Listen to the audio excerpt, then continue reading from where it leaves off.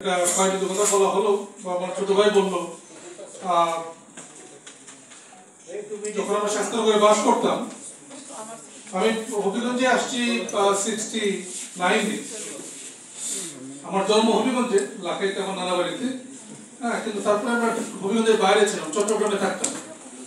আমার আব্বা অন্য পেশায় ছিলেন, পরে উনি ল পাস করে ওকালতিতে আসলেন হবিগঞ্জে, এবং আমি 69-এ এসে ভর্তি হলাম এই টাউন পাঠশালায় ক্লাস 5-এ। তো 69 থেকে 78 এই সময়টুকু আমি হবিগঞ্জে, এই 9 বছর। 78-এ চলে গেছি ঢাকায় পড়াশোনা করতে, তারপরে ছুটিতে আসা ছাড়া হবিগঞ্জে থাকা হয়নি। বাট এই খয়নাজমিনের সম্পর্ক তখন থেকে, বিশেষ করে যে সময় লুপ কাটিং হয়। আমি জানি না আমার সমসাময়িক কেউ আছেন কিনা এখানে। আমরা তো 76-এ এসএসসি, 78-এ এইচএসসি। আমরা কিন্তু ফিজিক্যালি মাটি কাটছি অনেক দিন, রামপুরে। হ্যাঁ, আমার ধারণা 2 মাসের মতো মাটি কাটা হয়েছে। তো প্রথম দিকে এটা পুরাটাই স্বেচ্ছাশ্রমে ছিল, এবং তারপরে স্বেচ্ছাশ্রমের সঙ্গে শ্রমিকদের যুক্ত করা হয়েছে ফুড ফর ওয়ার্কসের গম দিয়ে বা টাকা দিয়ে। আমাদেরকে বিস্কিট দেওয়া হতো, ওই বিস্কিট দেওয়া হতো, বিস্কিট পাইতাম আমরা এবং মাটি কাটতাম। So that is a very good experience, যে আমরা অবিশ্বাস্য মনে হবে এখন যে মাসুলিয়া থেকে রামপুর পর্যন্ত এটা তৎকালীন বাংলাদেশে, যেটা আমরা জানি যে খালকাটা বিপ্লব একসময় বলা হতো, সারা দেশে খালকাটা ছিল। খালকাটা ইট ওয়াজ মেড এন এভলিউশন, যে সেচে উন্নতি করতে হবে, কৃষি উন্নতি করতে হবে। তো সারা দেশে এই খালকাটা শুরু হয়েছিল স্বেচ্ছাশ্রমে এবং কিছুটা পয়সা দিয়ে। তুলসী প্রজেক্ট যারা যশোরে, এটা খুব বিখ্যাত, যারা ডক্টর মহিউদ্দিন খান আলমগীর ডিসি যশোর উনি করছিলেন। কিন্তু বাই ভলিউম সবচেয়ে বড় প্রজেক্ট হলো হবিগঞ্জে। যেহেতু এটা জেলা সদরে ছিল না, যদি এটা সিলেটে কাটা হইতো, এটা বাংলাদেশের সবচেয়ে বিখ্যাত প্রকল্প হইতো তখন। কারণ বাই ভলিউম মাটি যে পরিমাণ মাটি কাটা হয়েছিল, এটা তৎকালীন বাংলাদেশের বৃহত্তম প্রকল্প ছিল এই লুপ কাটিংটা। এই লুপ কাটিং এর আগে নদী ছিল তো জেলা পরিষদের এখানে, এবং আমরা যখন হেঁটে যেতাম স্কুলে, পার্টিকুলারলি মে, জুন, জুলাই মাসে, এখানে তো নদীতে পাথর ফেলা থাকতো। এই বাঁধ রক্ষার জন্য বাঁধ পর্যন্ত পানি চলে আসতো, এবং আমরা ভয় পেতাম যে কখন বাঁধ ভাঙবে। থানা, এই যশোরের বাসা এন্ড সার্কিট হাউস, টিনেগর যেটা ছিল, সব যাবে। বাট যখন নদী সরে গেল, এই ঝুঁকি সরে গেল। কিন্তু এখন যে ঝুঁকি, যে নতুন যারা প্রবাহমান নদী, এটা তলদেশ হয়ে গেছে উঁচু, শহর থেকে অনেক উঁচু, যে যদি পার ভাঙে তাহলে পুরো শহর যাবে।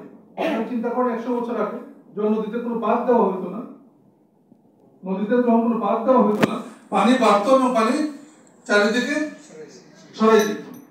পুরা দক্ষিণবঙ্গ, বাংলাদেশের পদ্মার যে দক্ষিণ পাড়, এই পুরা দক্ষিণবঙ্গ একদম সমুদ্র পর্যন্ত, পুরা দক্ষিণবঙ্গ কিন্তু দেবে যাচ্ছে। পুরা দক্ষিণবঙ্গ দেবে যাচ্ছে, চোখে পড়ে না, কারণ অত্যন্ত সামান্য করে গাপতেছে, অর্থাৎ এটা নিচু হচ্ছে। আর সমুদ্র উঁচু হচ্ছে। নিচু হচ্ছে কেন? আগে কি নিচু হইতো না? আগেও নিচু হইতো। তখন এই পদ্মার দক্ষিণ পাড়ে বাঁধ ছিল না।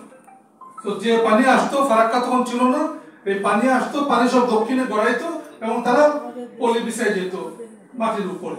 তো যেটা প্রতি বছর দেবে যায়, কারণ নতুন চর জমিয়ে গেলে পুরো দক্ষিণবঙ্গ, ওইটা তো রিপ্লেনিশ হয়ে যেত। আমাদের হবিগঞ্জে হাওড় চিন্তা করেন, এখন 50 বছর আগে যে হাইট ছিল পানি, এই হাইট কমে গেছে। পানি কমে নাই, মাটি উঁচু হয়েছে।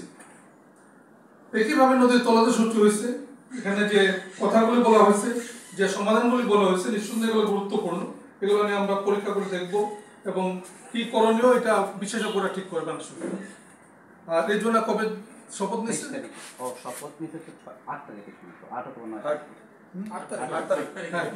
তাকে আমার ফার্স্ট মেসেজ হলো উপদেষ্টা হওয়ার পরে, যে all the best wishes on your assuming the very important responsibility in the interim government. Hope something would be done to save Sutang river in Habiganj. সুতরাং আমাদের কে বলতেছিলেন? জি, hope something would be done to save Sutang river in Habiganj. Would try to meet you next week if your busy schedule permits. So that was the first message to her. কারণ আমি যেটা হয়, আমি গত 10 বছর অন্তর যারা পরিবেশ সচিব হয়েছে, যেই পরিবেশ সচিব হয়েছে, আমার কাজ ছিল ফার্স্ট উইক তাকে ভিজিট করা।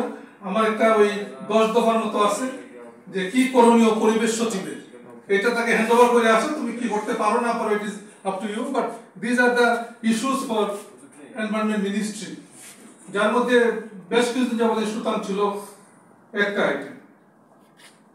এখানে যেগুলো আপনার যে পয়েন্টগুলো বলছেন, এই পয়েন্টগুলা নিঃসন্দেহে সবগুলাই গুরুত্বপূর্ণ। নদী খননের কথা আপনারা বলছেন, নাব্যতা বাড়ানো, পুরান পায় উদ্ধারের কথা বলা হয়েছে। শহরের যে পাশের অংশ আছে এখানে আপনারা বাদ দেওয়ার কথা বলছেন, পাকা বাদ, তাই না? বিভিন্ন জায়গায় করা হয়েছে যেরকম কিশোরগঞ্জে উদাহরণ, সুন্দর উদাহরণ দিচ্ছিলেন, গোপালগঞ্জে মধুমতিতে কিভাবে করা হয়েছে এরকম। জি হ্যাঁ, পাকা বাদ দিয়ে পুরাতন কয়েক পুনরুদ্ধার কয়েকজনই বলছেন, আপনারা অনেকে উচ্ছেদে বাধা কোথায়, এটা নিয়ে আলোচনার সুযোগ আছে, আলোচনা করা হবে। এটা যেটা উল্লেখ করছে, আমি আগে এটা পয়েন্ট দেখছিলাম নিজে থেকেই, ভূমি নকশা যাচাই সিএস এবং বিএস জরিপে। যদি সিএস জরিপের সময় বিএস জরিপ মিলান এবং ফিজিক্যাল দেখেন, অন্তত যেটা বললো যে চিহ্নিত গ্রামের নকশাও জুলাই দেন। এটা হচ্ছে কি, আমি ওই যখন একসময় ডিসি রেভিনিউ ছিলাম নোয়াখালীতে, তখন ওই ভূমি উন্নয়ন কর যারা বকেয়া করে, আমি বললাম কি যে বিগ ডিফল্টার যারা 20 জন বিগ ডিফল্টারের নাম ওই বোর্ডে বড় করে ঝুলাই দেবো বাইরে কালেক্টরের সামনে। তখন লোকজন তদবির করা শুরু করছে কিভাবে এটা ঠেকানো যায়, যে নাম যেন ঝুলানো না হয়। সো এটা যদি নকশা করে আমরা এটা করা যায়, এটা it is a social pressure. আপনাকে ঝুলাইতে দিবে না, বাট আপনি যদি ঝুলাইতে পারেন, that will create pressure on them, যারা অন্যায়ভাবে এটা দখল করে ফেলছে। ওয়াকওয়ে যেটা দুই পারে, এটা তো সব জায়গায় করা হয় ওই দখলে রাখার জন্য। ঢাকা তো যেসব জায়গায় মনে করেন ওই লেকগুলিতে, অন্যান্য জায়গায় আপনি পারে যদি ওয়াকওয়ে করে দেন, তখন আর কেউ ওই ওয়াকওয়ে পার হতে পারে না, আর কি ভূমিটা রক্ষা পায়। পিলারের কথা যেটা সুহেল বললো, পিলার তো ঢাকাতে আছে অনেক নদীতে, তুরা আগে আছে, অন্যান্য যেটা শিল্পাঞ্চলগুলিতে ইন্ডাস্ট্রিয়ালিস্টরা তো ওই দুই পিলারের মাঝখানে আবার ঢুকে যায়, নদী পর্যন্ত চলে যায়, এদের উচ্ছেদ করা হয়। সেই পিলার ইজ ইম্পর্টেন্ট। সৌন্দর্য বাড়ানো নদী পারে, এটা হলো নদী মানে এই পুরনো যেটা, এটা স্থানীয় সরকার করতে পারে, পৌরসভা করতে পারে, জেলা প্রশাসন নিজে উদ্যোগ নিয়ে করতে পারে। টাঙ্গাইলে করছে, এটা জেলা প্রশাসন করছে টাঙ্গাইলে, আরো যে জায়গায় জেলা প্রশাসন করছে, বাট এটা কাজটা মূলত স্থানীয় সরকারের, পৌরসভা। সো তারা যদি একটা বড় প্রজেক্ট বানাতে পারে, এবার এখন প্রশাসন আছে, প্রশাসনটা উদ্যোগ নিতে পারে, তারপরে যেই আসে যখন আসে এটা নিয়ে উই ক্যান প্রসিড, আমরা হয়তো স্থানীয় সরকার মন্ত্রণালয় পার্সু করতে পারবো। টাকা পয়সার ব্যাপারে যেটা সুবিধা, যে আমি যেহেতু ফাইন্যান্সে ছিলাম দীর্ঘদিন 7 বছর, তো ফাইন্যান্সে যারা আছে সবাই আমার সঙ্গে কাজ করছে। সো যে কেউ টাকা বরাদ্দ চাক, ফাইন্যান্স থেকে বরাদ্দ নিয়ে আসা সহজ হবে। স্লুইস গেট, এই যে ইনাতাবাদের কথা কে বলতেছিলেন, আমি রামপুরের কথা চিন্তা করতেছিলাম, একজন মাসুলিয়ার কথা বললেন আপনি, আমি রামপুরের কথা চিন্তা করতাম, ওই দিক দিয়ে বের করে নিয়ে যায় অনেক সময়, ওই সুযোগ আছে কিনা এগুলা বিশেষ করে দেখতে পারে, পরীক্ষা করে। পাম্প স্থাপন, এটারও উপযোগিতা আছে কিনা, পানি পাবে কিনা পাম্প করার জন্য, এটাও দেখতে হবে। সো ওইটা পরীক্ষা করে দেখা যায়। একটা জিনিস আমি রিকোয়েস্ট করবো, তোমার রসেল পারবে এটা, তার যারা এখানে রাসেল আছে, এটা সম্ভব, এটা ফল কতটুকু এটা পরের বিষয়।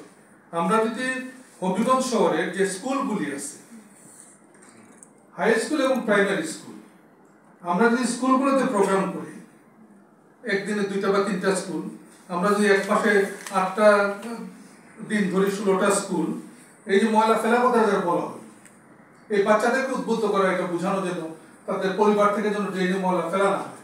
তার বাপ মা অথবা কাজের লোক যদি ফেলে, সে তখন বাধা দিবে, বলবে যে না ময়লা ফেলো না। এটার ফল কতটুকু দেখা যাবে পরে, বা উদ্যোগ হিসেবে এটা খারাপ হবে না, এটা চিন্তা করে দেখতে পাবো।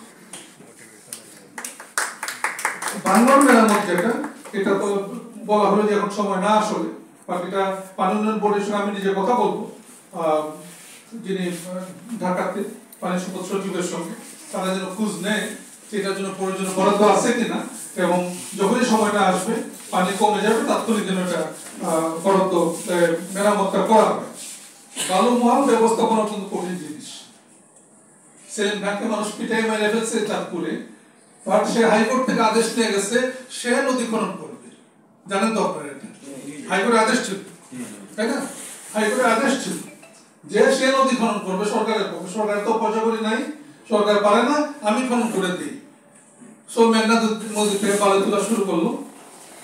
তো ফলে বালু মহাল ব্যবস্থাপনা আসলে একটা জটিল জিনিস, কারণ আমরা জানি যে যারা নেয় এটা তারা বেশিরভাগ রাজনৈতিক দলের সঙ্গে যুক্ত এবং তারপর তাদের কাজ নিয়ন্ত্রণ করা যায় না, দে বিকেম মনস্টার্স। পুরোনো যে দুটো প্রকল্প ছিল, যেটা বড় প্রকল্প 2000 কোটি টাকা, আর যেটা ছোট প্রকল্প এই পুরাতন ক্ষয়ের উন্নয়নের জন্য, এই দুইটা প্রকল্পের পুনরায় দেখা দরকার। এবং এটা আমি ইনশাল্লাহ আমি এটা দুইটা প্রকল্প নিব যে কি অবস্থা আছে এবং আগানো যাবে কিনা। ডিজাইন কম্পিটিশন ওয়াকওয়ে এটা ভালো আইডিয়া। আমরা এটা তখনই ভালো হবে যখন পৌরসভা অথবা জেলা পৌরসভা উদ্যোগ নেবেন যে আমরা এই কাজটা করতে চাই, সো আমরা একটা ডিজাইন কম্পিটিশন করতে পারি।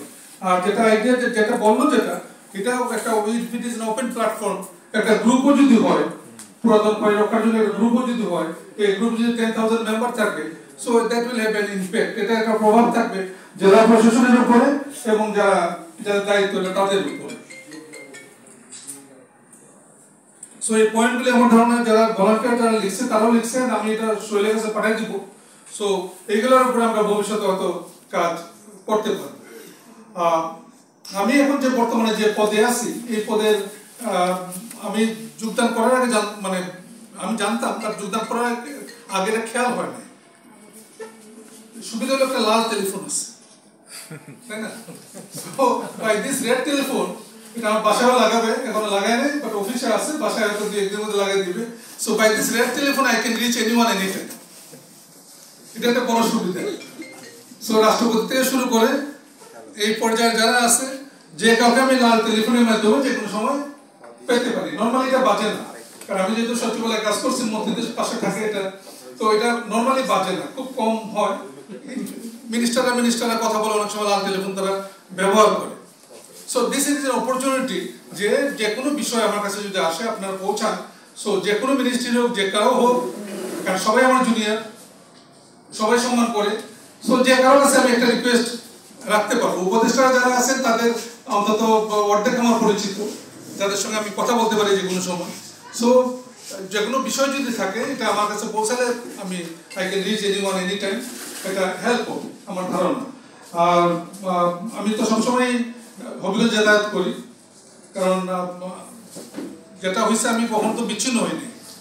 আমি বছরে কমপক্ষে মানে কমপক্ষে 10 বার আসা হয় হবিগঞ্জে, বেশি বা কম। সো ফলে এই যাতায়াত আছে সবার সঙ্গে বা অনেকের সঙ্গে দেখা হয়। তো এই যাতায়াতটুকু এখনো থাকবে। আমার ধারণা যে এর মাধ্যমে আমরা, এটা তো মিউচুয়াল, তাই না? আমরা আমার যেমন জন্মভূমির প্রতি যে ঋণ, এটা পরিশোধ করার সুযোগ পাবো এবং যদি আপনাদের কাছ থেকে এটা করার সুযোগ পাবো। আপনারা এখানে যে তহজল সব শর্ট নোটিশে, তাই না? একদিনের নোটিশে, পরশুদিন রাতে ঠিক হয়েছে, গতকাল একদিনের নোটিশে এটা আয়োজন করছে। এটা সে আমাকে দাওয়াত দিয়েছিল, এটা সম্ভবত মাসখানেক বা মাস দেড়েক আগে। ওইটা আমরা করতে চাই, কিন্তু ওইটা বাদ দেই নাই কিন্তু। তো এটা শর্ট নোটিশ হয়েছে, স্টিল আপনারা আসছেন, সবাই কষ্ট করে সময় দিয়েছেন, আমার ধারণা এটা কাজে দিবে। আমরা ইনশাআল্লাহ ক্ষয় প্রজেক্ট নিয়ে নিউ এন্ড ওল্ড, প্রবাহমান ক্ষয় এবং পুরাতনকে দুইটা নিয়ে আমরা একসঙ্গে কাজ করবো না আগাবো। Thank you very much. আর যেটা যেহেতু উপদেষ্টা আছেন